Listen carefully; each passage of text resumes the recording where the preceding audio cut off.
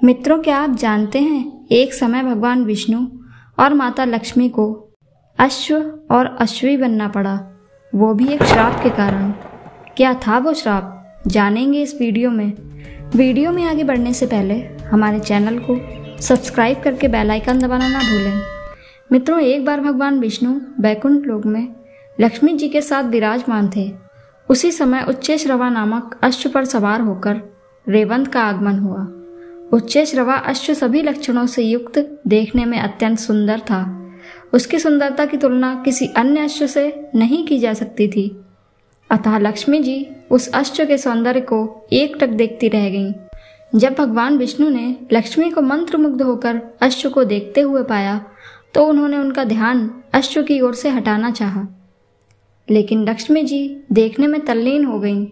भगवान विष्णु द्वारा बार बार झकझोरने पर भी लक्ष्मी जी की तंद्रा भंग नहीं हुई।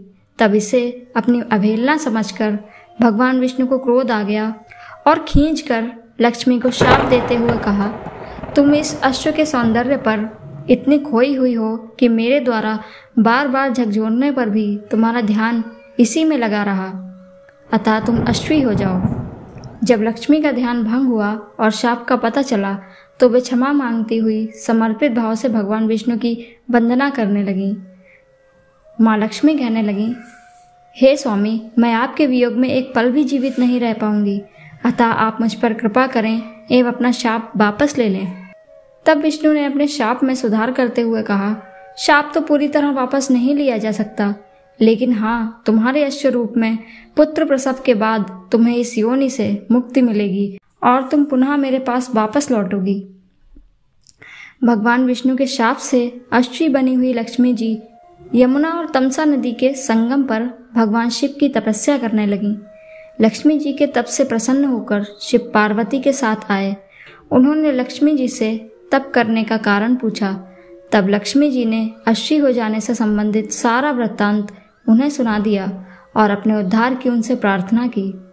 तब भगवान शिव ने कहा, हे देवी, तुम चिंता ना करो, इसके लिए मैं विष्णु को समझाऊंगा कि वे अश्व रूप धारण कर तुम्हारे साथ रमण करें और तुमसे अपने जैसा ही पुत्र उत्पन्न करें, ताकि तुम उनके पास शीघ्र ही वापस जा सको।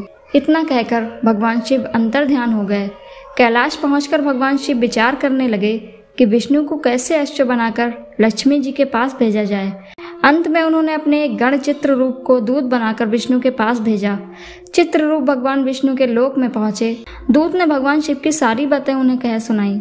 अंत में भगवान विष्णु शिव का प्रस्ताव मानकर अश्व बनने के लिए तैयार हो गए।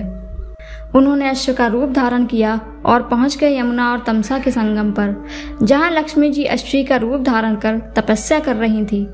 भगवान विष्णु को अश्व रूप में आया देखकर अश्वी रूपधारी लक्ष्मी जी बहुत प्रसन्न हुई। दोनों एक साथ विचरण एवं रमण करने लगे। कुछ ही समय पश्चात अश्वी रूपधारी लक्ष्मी जी गर्भवती हो गईं। यथा समय अश्वी के गर्भ से एक सुंदर बालक का जन्म हुआ। तत्पश्चात लक्ष्मी जी बैकुंठ लोक को श्री हरि विष्णु के पास चली गईं। लक्ष्मी जी के जाने के बाद उस बालक के पालन पोषण की जिम्मेदारी ययाति के पुत्र तुर्वसु ने ले ली, क्योंकि वे संतानहीन थे और पुत्र प्राप्ति हेतु यज्ञ कर रहे थे। उस बालक का नाम है रखा गया। कालांतर में है के वंशज है वंशी कहलाए।